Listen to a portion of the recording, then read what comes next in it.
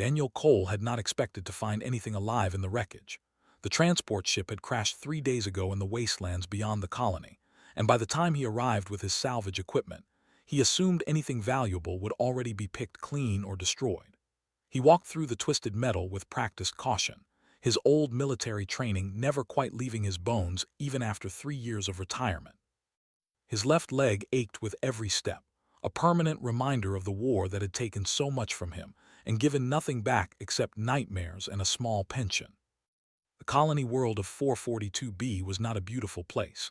The sky was always gray, the soil was rocky, and the wind carried dust that got into everything. But it was quiet here on the frontier, far from Earth and far from the memories that haunted him. Daniel had built a simple life for himself, salvaging parts from crashed ships and abandoned equipment, selling what he could to the colony merchants, and spending his evenings alone in his converted cargo container home. It was not much of a life, but it was his. He was pulling a navigation console from the wreckage when he heard the sound. It was faint, almost lost beneath the howling wind, but his ears caught it immediately. A whimper. Something small and frightened was hiding nearby. Daniel stopped moving and listened. The sound came again, from somewhere beneath a collapsed section of the hull. He set down his tools and approached slowly, not wanting to startle whatever creature had taken shelter in the debris. Wild animals sometimes nested in crash sites, and some of them were dangerous enough to kill a careless scavenger. But this was not an animal sound. This was something else. He found the survival pod wedged beneath a heavy beam. The pod's emergency seal was still intact, which meant whatever was inside had been protected from the crash impact. Daniel braced his shoulder against the beam and pushed with all his strength. His leg screamed in protest, but he ignored the pain and kept pushing until the beam shifted enough for him to pull the pod free. The transparent cover was fogged with condensation from the inside. Daniel wiped it clean with his sleeve and looked through. His breath caught in his throat. A child stared back at him, but not a human child. She had pale blue skin that seemed almost luminescent in the dim light. Her eyes were large and violet, filled with a terror that Daniel recognized too well. He had seen that look in the eyes of refugees during the war, in the faces of civilians who had lost everything and trusted no one. The child was small and thin, her limbs folded against her chest in a protective posture. She wore a simple gray garment that was torn and stained with dirt. Daniel's first instinct was to contact the colonial authorities. That was the proper procedure for finding alien survivors. The colony had protocols for everything, and those protocols existed for good reasons. But something made him hesitate. Perhaps it was the way the child looked at him, or perhaps it was the memory of what happened to alien refugees who ended up in government facilities. He had seen things during the war that still kept him awake at night. He opened the pod slowly, keeping his movements gentle and predictable. The child pressed herself against the far wall of the pod, her tiny hands raised as if to ward him off. Daniel held up his own hands to show they were empty. "Easy now," he said softly. "I am not going to hurt you." The child did not respond. She probably did not understand his language. Daniel pointed to himself. "Daniel," he said clearly. Then he pointed to her with a questioning expression. For a long moment the child said nothing. Then, in a voice barely louder than a whisper, she spoke. "Lyra." Daniel nodded and tried to smile in a way that he hoped was reassuring. He had never been good with children, even human ones. His marriage had ended before he and his wife could have kids, and the war had taken any desire for family out of him. But this child needed help, and he was the only one here. He gestured for her to come out of the pod. Lyra hesitated, her violet eyes searching his face for any sign of threat. Whatever she saw there must have satisfied her, because she slowly unfolded her limbs and crawled toward him. When she emerged from the pod, Daniel saw how truly small she was. She barely came up to his waist, and her frame was so delicate that he worried a strong wind might knock her over. He also noticed the scars. They covered her arms in thin, precise lines, too regular to be accidental wounds. These were not scars from injury or abuse. These were surgical scars, the kind left behind by careful medical procedures. Someone had operated on this child multiple times, and they had not bothered to heal the marks when they were done. Daniel felt a cold anger building in his chest. He did not know what had been done to this girl or who had done it, but he knew cruelty when he saw its marks. He had fought in a war that was supposed to end cruelty, only to learn that cruelty existed everywhere, in every species, wearing every uniform. "Come with me," he said, even though she probably could not understand. He held out his hand.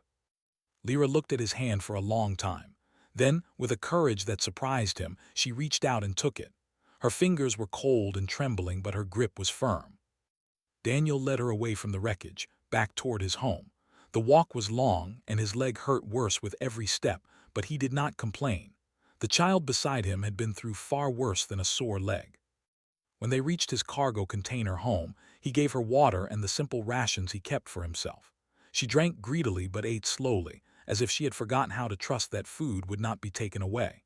Daniel watched her and felt something he had not felt in years: purpose, responsibility for something beyond his own survival. He did not know who this child was or where she had come from. He did not know why she had surgical scars or how she had ended up in that crashed transport. But he knew one thing with absolute certainty. He was not going to let anyone hurt her again. 2 weeks passed, and Daniel learned that caring for an alien child was far more difficult than he had imagined. Lyra barely ate, even when he offered her the best food he could find at the colony market.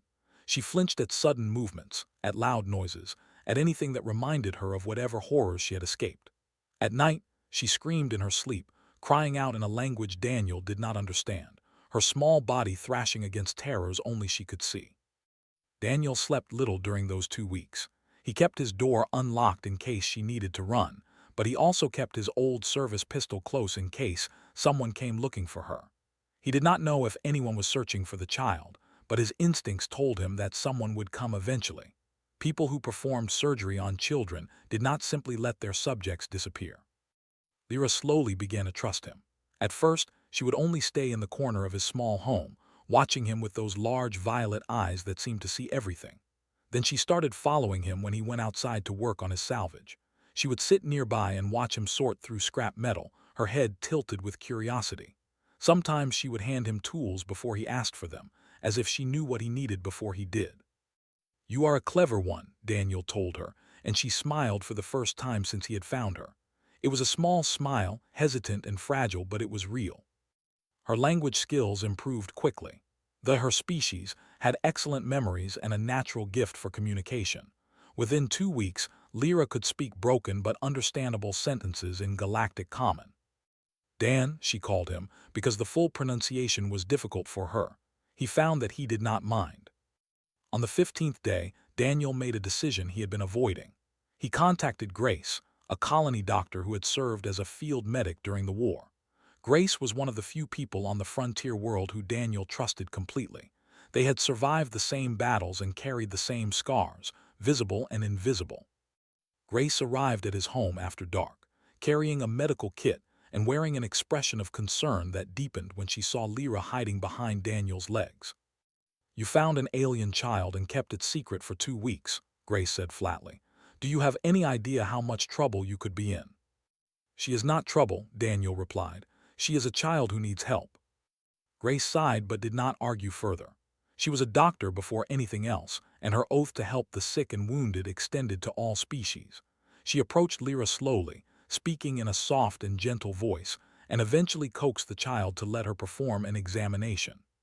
What she found made her face go pale. "These modifications are extensive," Grace said after an hour of scanning and analysis. "Her genetic structure has been altered at a fundamental level. Someone rewrote sections of her DNA that should not be possible to change. This is not standard medical treatment. This is experimental engineering." Daniel felt his hands clench into fists. What were they trying to do to her? "I do not know yet. I need to run more tests." Grace looked at Lyra, who had fallen asleep on Daniel's cot, exhausted by the examination. "But I can tell you this. Whoever did this to her spent enormous resources. She is valuable to someone, and that someone will come looking." Over the following days, Daniel learned more of Lyra's story. She told him fragments, pieces of memory that emerged during their quiet conversations. She did not remember her parents or her. Her earliest memories were of a facility, a place with white walls and bright lights where children of many different species were kept in small rooms. She called the people who ran the facility the Makers. "They wanted us to be special," Lyra said one evening, her voice small and distant. "They put things inside us, made us different." "Different how?" Daniel asked gently. Lyra touched her head. "I hear things sometimes, feelings that are not mine. I know when people are scared or angry or sad, even when they do not tell me. Daniel understood then. They had natural telepathic potential, but it was usually weak and undeveloped. Someone had engineered Lyra to amplify that ability, to turn a slight sensitivity into something far more powerful. That is why you always know what I need before I ask, he said. Lyra nodded. I am sorry, I do not mean to look inside, it just happens. You do not need to apologize, Daniel told her firmly. You did not choose this. What was done to you was wrong and it was not your fault. Grace returned with her test results and confirmed his suspicions. Lyra had been modified to develop full telepathic capabilities, the ability to read minds and possibly even influence them. The procedure was illegal under every galactic law Grace knew of. The research required would have violated a dozen treaties. You need to report this to the colonial authority, Grace said. This is bigger than us. And what happens to her then? Daniel demanded. They will take her away for study. She will spend her life in another facility, surrounded by scientists who see her as a specimen instead of a child. Grace had no answer for that because she knew he was right. That night, a ship appeared in orbit above the colony. It broadcast no identification signals and responded to no hails. Daniel stood outside his home and watched the distant light move across the gray sky, his hand resting on the pistol at his hip. They had come for her. He did not know how he knew, but he was certain. He went inside and found Lyra awake, her violet eyes wide with fear. She had felt it too, through whatever connection her abilities gave her. The Makers, she whispered, they found me. Daniel knelt beside her and took her small hands in his. I will not let them take you, he said. I promise. It was a promise he intended to keep, no matter the cost. The mercenaries arrived at the colony settlement the next morning. There were 6 of them, dressed in civilian clothing that did not quite hide the military precision of their movements. They asked questions at the market, at the repair shops, at the small tavern where colonists gathered to drink and complain about the weather. They were looking for information about a crashed transport and any survivors who might have been found. Daniel watched them from a distance, using an old pair of military binoculars he had kept from his service days. He recognized their type immediately. These were not soldiers serving a government or a cause. These were professionals who worked for whoever paid the highest price. Mercenaries had been common during the war, fighting for both sides depending on the contract, and Daniel had learned to recognize them by the way they moved and the way they watched everyone around them. A colony resident pointed toward the wastelands, toward the area where Daniel had his salvage operation. The mercenaries exchanged glances, and their leader, a tall woman with short dark hair and cold gray eyes, nodded with satisfaction. Daniel hurried back to his home. He had prepared for this moment, though he had hoped it would not come so soon. During the war, he had developed habits that never quite left him. One of those habits was always having an escape route ready. He found Lyra sitting at the small table where she usually watched him work. She looked up when he entered, and he saw that she already knew something was wrong. Her abilities let her sense his fear and urgency. They are coming, Daniel said without preamble. I need you to hide. He led her to the back of the cargo container and pulled aside a heavy metal panel that looked like part of the wall. Behind it was a narrow space, barely large enough for a child to squeeze into. He had built it during his first year on the colony, when his paranoia was at its worst, and he expected enemies around every corner. He never imagined he would actually use it. Stay here, he told Lyra. No matter what you hear, do not come out until I tell you it is safe. Do you understand? Lyra nodded, her face pale with terror. What if they hurt you? Then you stay hidden anyway. Someone will come for you eventually. Grace knows about you. She will take care of you if I cannot. He placed a hand on her shoulder and tried to give her a reassuring smile. It probably looked more like a grimace, but she seemed to understand his intention. I will be back, he said. I promise. He sealed the panel and returned to the front of his home just as the mercenaries arrived. There were 4 of them at his door, with the other 2 presumably watching from a distance in case he tried to run.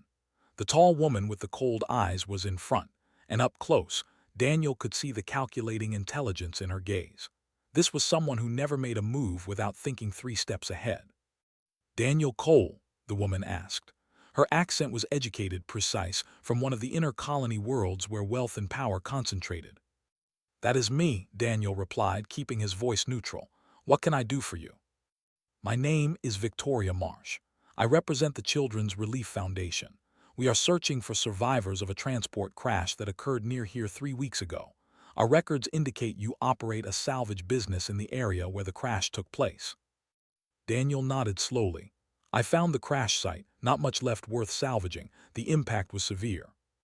"We are not interested in salvage," Victoria said. Her smile did not reach her eyes. "We are looking for a child, a girl approximately 6 standard years old. She was traveling aboard that transport when it went down. Her family is desperate to find her."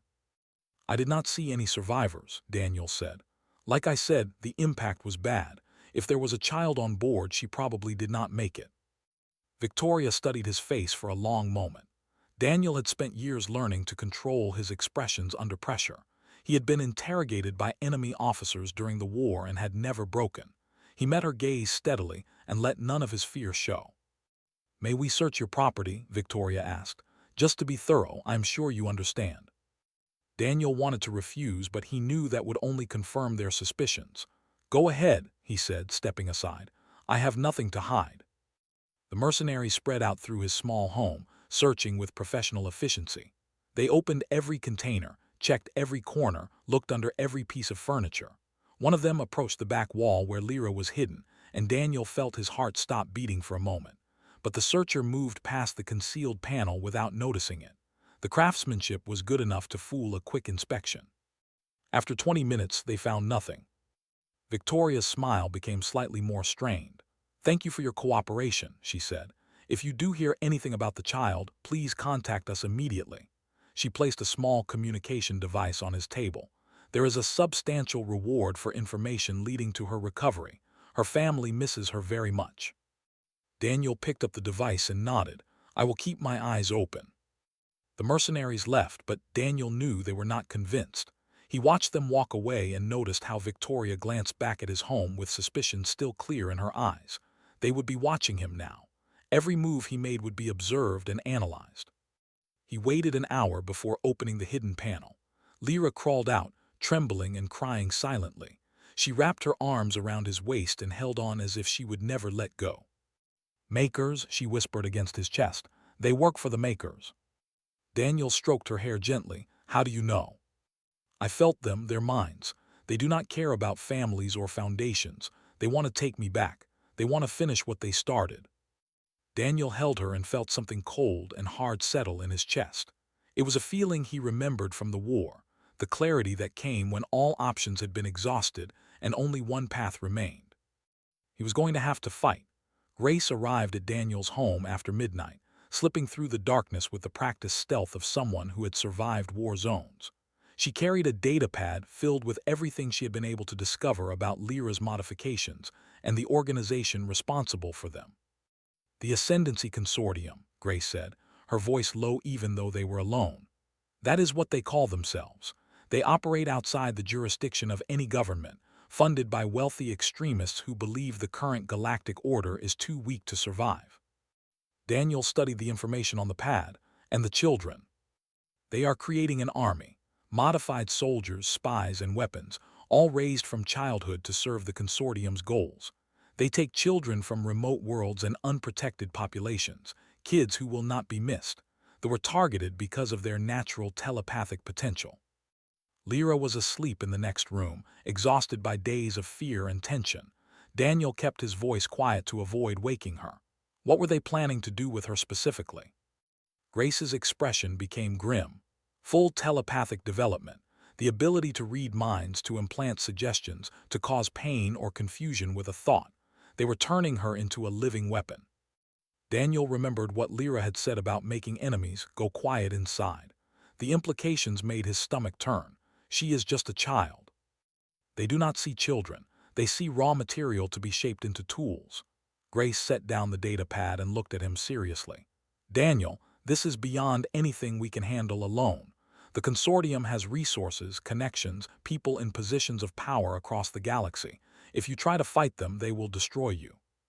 "And if I give her up, they will destroy her." Daniel shook his head. "I will not do that, I cannot." Grace studied his face and seemed to find something there that made her nod slowly. "Then we need help, real help, from people who know how to fight this kind of enemy." Daniel had already been thinking about that. There was one person he knew who might be willing and able to stand against the consortium. Tors had served with Daniel during the war, fighting in the same unit through some of the worst battles humanity had ever faced. After the war ended, had started a private security company that operated on frontier worlds where government protection was scarce. He had resources, weapons, and people who knew how to use them. Daniel made the call before dawn, listened without interrupting as Daniel explained the situation. When the story was finished, there was a long pause. "You know this is suicide," said finally, "going against an organization like that with a handful of people." "Probably," Daniel admitted, "but I'm going to do it anyway." Another pause, then laughed, the same rough laugh Daniel remembered from their days in the trenches.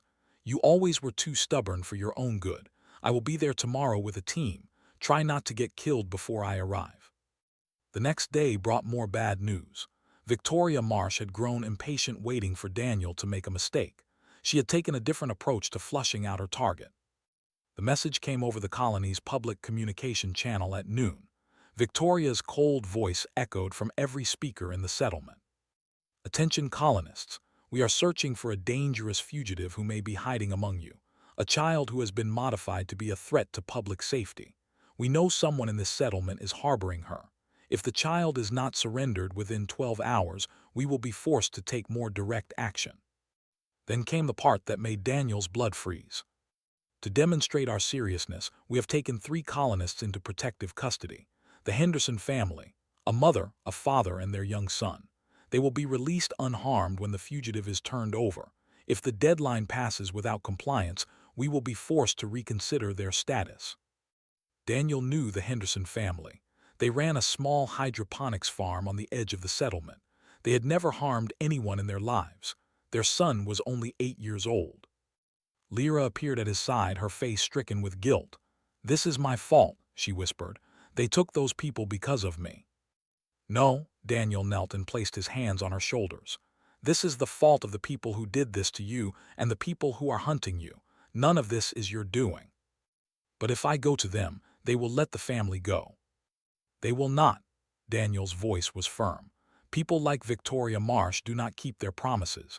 If you surrender, she will take you and probably kill the Hendersons anyway to eliminate witnesses. The only way to save everyone is to stop her." Arrived that evening with 4 security operatives, hard-faced men and women who carried their weapons with easy familiarity. They gathered in Daniel's home and planned through the night while Lyra watched from the corner, her violet eyes following every discussion. The plan was simple because complex plans fell apart under pressure. Daniel would go to the exchange point with Lyra, appearing to surrender. His team would be positioned around the location, ready to strike when Daniel gave the signal. The goal was to free the hostages and capture Victoria Marsh alive so she could provide evidence against the consortium. "There is one more thing," Daniel said when the tactical planning was finished. He looked at Lyra. "Your abilities, can you control them? Can you use them deliberately?" Lyra hesitated. "I have never tried. The makers were training me, but I ran away before they finished." "I'm not asking you to hurt anyone," Daniel said quickly. "I would never ask that. But if you can reach out, if you can show people what you experienced, what they did to you and the other children, it might make a difference. Some of those mercenaries might not know the full truth about who they work for." Lyra thought about this for a long time. Then she nodded slowly. "I can try, but only if I choose to. You said I would never have to use my abilities against my will." Daniel smiled genuinely this time. "That is right. This is your choice. Whatever you decide, I will support you." "Then I will try," Lyra said, "because I do not want anyone else to go through what I went through. If showing them the truth can help, then I will show them." Daniel felt a surge of pride for this brave little girl who had been through so much and still wanted to help others. Whatever happened tomorrow, he was honored to fight for her. The abandoned mining facility sat at the base of the northern mountains, its rusted structures silhouetted against the gray sky like the skeleton of some ancient creature. Daniel arrived at the designated exchange point with Lyra walking beside him, her small hand gripping his tightly. She was terrified, but she did not run. She trusted him to protect her, and he intended to honor that trust with his life if necessary. Victoria Marsh was waiting inside the main processing building with her full team of mercenaries. The Henderson family knelt on the floor in the center of the room, their hands bound behind their backs and fear plain on their faces. The young boy was crying quietly, and his mother was trying to comfort him with whispered words. "You made the right choice," Victoria said as Daniel and Lyra entered. Her smile was the satisfied expression of a predator who had cornered its prey. "The child will be returned to where she belongs, and these innocent people can go back to their simple lives." "Let them go first," Daniel said. "Then I will hand her over." Victoria shook her head. "That is not how this works. The child comes to me, and then I consider releasing the hostages." Around the building, hidden in shadows and behind rusted machinery, his team was moving into position. Daniel could not see them, but he knew they were there. He just needed to keep Victoria talking long enough for everyone to get ready.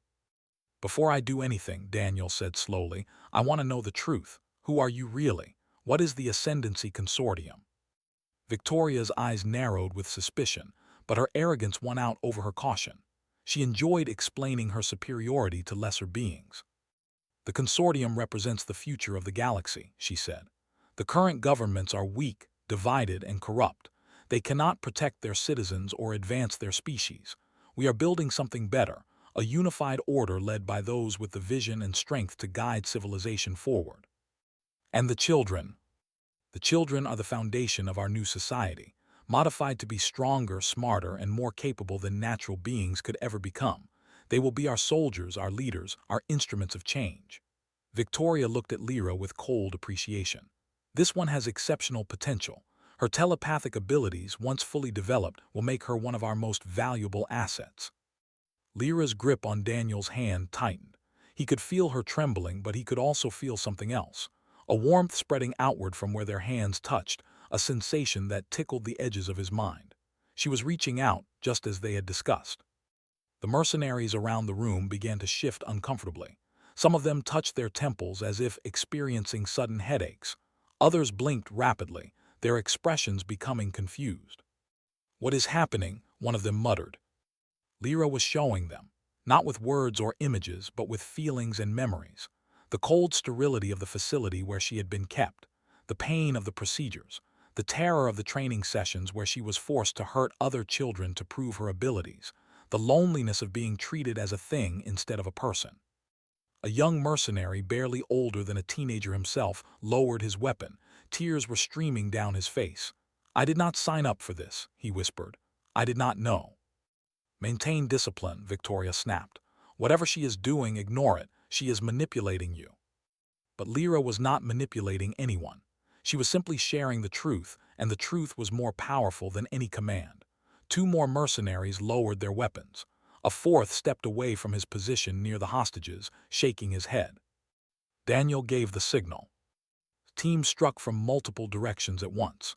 The facility erupted in chaos as gunfire echoed off the metal walls and shouts filled the air. The mercenaries who had been affected by Lyra's projection hesitated to fight back, and that hesitation was all the advantage people needed. Daniel pushed Lyra behind a heavy support column and drew his own weapon. He was old and his leg hurt, and he was not the soldier he had once been, but his aim was still steady. He fired at a mercenary who was raising a rifle towards position and saw the man fall. Victoria Marsh tried to run. She sprinted toward a back exit, abandoning her team and her mission with the cold calculation of someone who valued survival above all else. Daniel went after her. His legs screamed with every stride, but he pushed through the pain. He caught up with her at the edge of the building, tackling her to the ground just before she could reach her escape vehicle. They struggled in the dirt, and Victoria fought with the desperate ferocity of a trapped animal. She was younger and faster, but Daniel had decades of combat experience and a reason to fight that went beyond self-preservation. He pinned her arms and held her down until arrived with restraints. "It is over," Daniel said, breathing heavily. "Your consortium will fall." Victoria laughed despite her defeat. "You think capturing me matters. The consortium has resources you cannot imagine. They will send others. They will never stop hunting her. Then we will never stop protecting her." Inside the facility, the fighting was already finished. Most of Victoria's mercenaries had surrendered without resistance. The Henderson family was freed, shaken but unharmed. The young mother hugged her son tightly and thanked Daniel with tears in her eyes. Colonial authorities arrived within the hour. summoned by communication to trusted contacts. Victoria Marsh and the surviving mercenaries were taken into custody, along with the evidence Daniel and Grace had gathered about the consortium's operations. It would not destroy the organization entirely, but it would expose them to scrutiny and make their work much harder. 3 days later, Daniel stood before a colonial magistrate and filed for legal guardianship of Lyra under frontier adoption laws. Grace about the child's condition and needs, provided security assessments explaining why she would be in danger in any government facility.